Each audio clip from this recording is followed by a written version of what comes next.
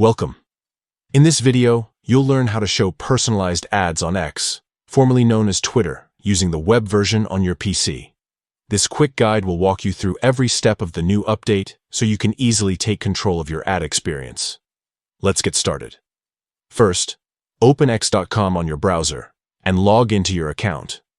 Once you're in, look to the left side of your screen where the main menu appears. From there, click on the option that says More. It's near the bottom of the menu. Next, a small menu will appear. Select Settings and Privacy.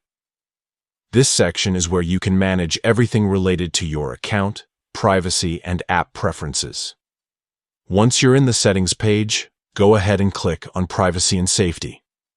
This is where X keeps all the tools that control how your activity and data are used. Under Privacy and Safety, scroll down and find a section labeled Ads Preferences. Click on it.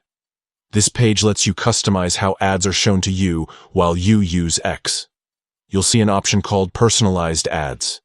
To enable personalized ads, simply check that box.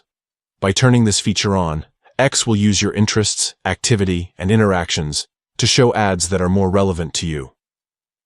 When this option is turned off, the ads you see won't be based on your account data or online behavior.